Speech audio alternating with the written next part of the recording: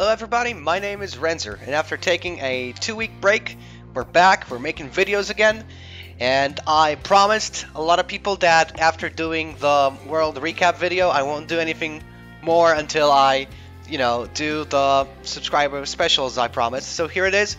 Here's the first one, the Q&A session. I picked the most interesting questions, I think. I tried to answer them without scripting the answers, so it sounds as realistic as possible. I hope you enjoy, and if you don't want to listen to them, just mute the video and watch the kill streak, because I think they're good too. Anyway, let's start with the video. Watch out. Alright, we're gonna start up with a fine sir called MLab, and he asks, do you use zoom toggle in PS2? What was your first FPS game? What would be your favorite TR firearm? Awesome content, man. Ad has even taught me things I didn't know about the game. Alright, so let's try to answer this now. First of all, I don't use zoom, but there are reasons to do so, because if you use zoom toggle when you aim, you put less stress on your aiming hand, and that allows you to make better adjustments, or at least so I've heard, but it makes sense. About the first FPS game, I think that was Hexen, or if you count in Nintendo, probably Duck Hunt. What? You hold the gun, and you look through your eyes. It's first-person shooter, right? No, wait a second, actually not Hexen. Heretic. Heretic was definitely before Hexen. Am I right? Am I wrong? I don't know. Somebody, check it. When it comes to my favorite TR firearm, from the top of my head, I would have to say the mini chain gun, because I just love the feel of mowing people down. But I also enjoy the MSWR a lot. Okay, let's move to the next question. Bark and Snow. Hey Renzer, Monster here. You always said you had a good FPS background. That was the reason why you wanted to share your knowledge. But you never mentioned what the background was, or maybe I missed it. I'd like to know where that knowledge comes from. In my case, most of my FPS skill comes from COD, Modern Warfare 2, Bad Company 2, Battlefield 3, and nothing else. You know what? Like I said before, I got into the idea of competitive FPS play by playing Alliance of Valiant Arms, and that kind of got me into it. But before that, I used to play a game called Jedi Knight 2, Jedi Outcast, and that game really showed me that you could actually compete and try to beat the best in the world in something.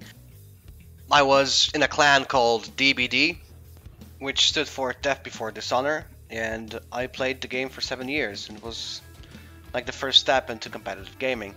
And after that, like I told you guys, I went to Alliance of Valiant Arms, AVA, and in that game I learned about, equipment, practicing, scrimming, but after some time the game became, pay to win, so it was kind of natural to move to CSGO, and that's where the fun actually started, because I was mature enough to make the decision that I want to do gaming on a higher level. So I did a lot of practice, but the time commitment required to play CSGO competitively was gigantic. It was like 6 or 7 hours a day of training and scrimming. So my days were CSGO and work, and that's it.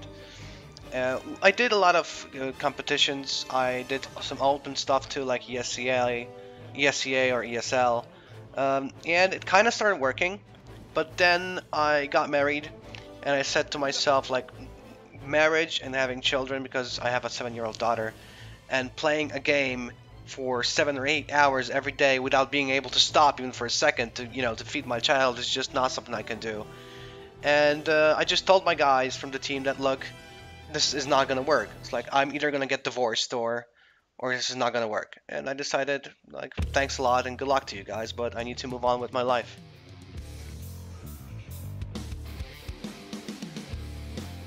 Of course, that's only the competitive stuff.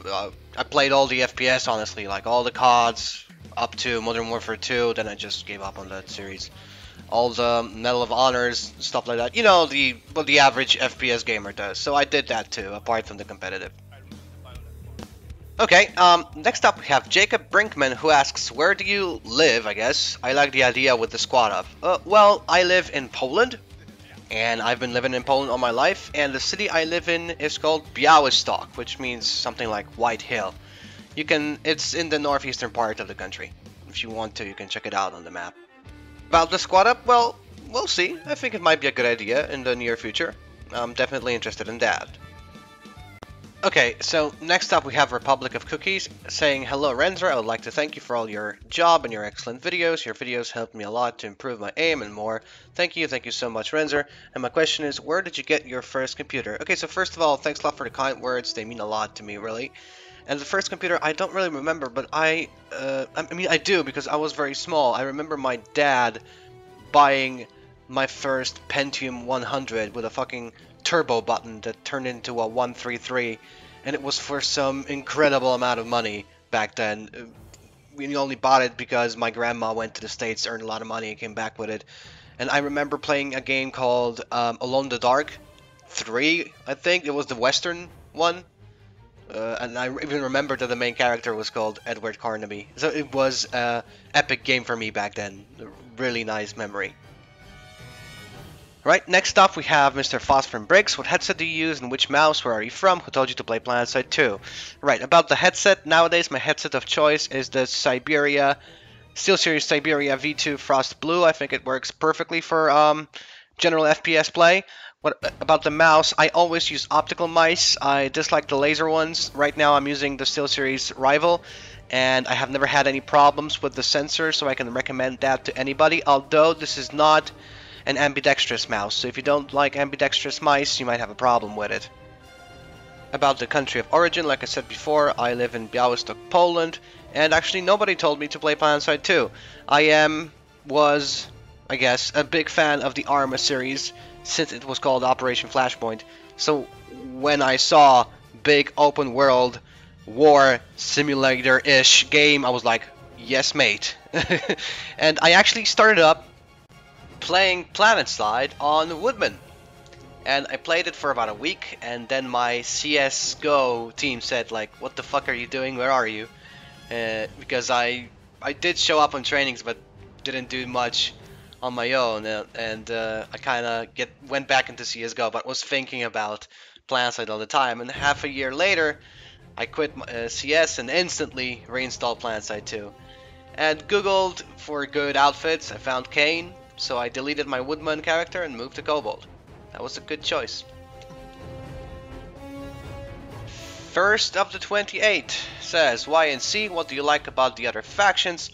What keeps you playing and making videos? YNC, when I started up the game, I looked through the three factions and I saw Democracy, Freedom, and Space America. Like, what more can you need, right? Yeah, just it was an ideological choice for me. That's it. About the factions, I love that the Vanu have 0.7 movement speed on their LMGs, at least two of them. That's a great thing for me. So if I would put away any ideology behind the game, I would definitely go Vanu. But one thing I love about TR is the sound, the weapon make. Like, the sound is a big thing for me. Really, the most enjoyment I get from NC is when I turn off the sound in the game, because NC weapons for me, like, the noise or the sound they make is like fucking ASG. It's like a toy gun. I really don't like that about NC. Apart from that, everything hits with me when it comes to NC, but the sound I hate. So VS for the weapons, TR for the sound, NC overall good, and the ideology behind it. About the videos, well, it's an additional layer of commitment to the game. It really makes the game more interesting, because not only can I try to be the best I can be in the game, but I can also teach other people and make them better. Like, the best thing about laughing is making other people laugh as hard as you. So now that I finally managed to get an audience, I'm definitely going to try to use it to the best of my abilities to share the knowledge that I have to as many people as I can in the game. I hope to do it, and it's a real goal for me right now. So having that extra goal on top of gaming is just another way to make this a more enjoyable process. Okay, next up we have Dave97. What is your favorite carbine for the NC, your favorite LMG for the NC, your favorite NS weapon for infantry, ground, and air vehicle? Okay, when it comes to carbines in the NC, there are two types of people. There's the ACX11 crowd and the Razor guys. I'm one of the ACX guys. End of story. When it comes to the favorite NC LMG, I actually made a video about it. That is the GT22S. I think it has It's the better version of the anchor. And by better, I mean more flexible.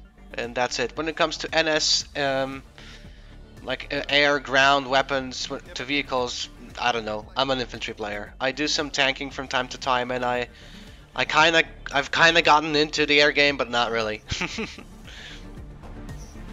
Crits Cake asks, Rene, I have a humble question. How the heck did you get to battle rank 100 in such a short time? The easy answer is heroic squad boost plus loads of kills.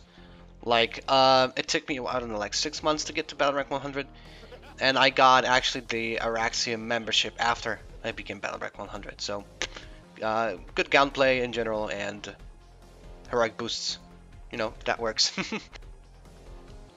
And yeah, if you're interested, according to Dastenfall stats, I am now battle rank 118. Uscum Kobold asks, if you would have the choice between two factions and you couldn't choose DNC, which one would you choose, TR vs? Like I said before, if it was only a matter of being the most effective, I'd go VS. But if it were more for the pleasure and the sound, I'd go TR. But I think in the end, I'll probably choose VS, because just the VS seem to have a perfect mix of things when it comes to infantry. But that's just me. Greet Neesons asks, being a dedicated support player myself, do you feel that a player doing one thing consistently well while disregarding other aspects is a weakness or an opportunity for a squad? It's both. That's the problem. If you could always be what you want to be in this game and you never needed to be anything else, that would be good. But the problem is, in a squad, you do not always have everything you need, and you might be missing the guy who always pulls the gal, or your medic might be not there or offline. So I think the best option is to, you know, go with the class that you want to play, but at least have the basics of the rest, you know, like have the main profession and have a few side professions just in case. Like, for example, I know that I'm not a very good medic because I have a Counter-Strike Global Offensive tendency of running head first into the room, killing 3 people and then dying, and my way of thinking is if I can outgun 3 people before they take me down, that's a good job. So being a heavy or at least an assault class is the perfect role for me. But I have everything else sorted, and I more or less know what I should do with everything else, but it's difficult for me to switch. So, like I said, choose one profession, but be flexible with the others. I think that's the best you can do. Right, last but not least, we have Raymond's9992. What do you think of making special weapons for all classes, like an AR for the NC medic that heals teammates by shooting them, but is not that good of a weapon in terms of killing? Well, I'm definitely for making more specific class or faction weapons. Balancing might be an issue, but I like the diversity. I enjoy the fact that, you know, the factions are different, even though in reality in this game factions are pretty much similar. But, you know, the more diversity, the better. I'm not really a big fan of making NC weapons. NS, I'm sorry, weapons. I think they should focus on class-specific things, but, you know, what can you do? Anyway, those were the most interesting questions you guys asked.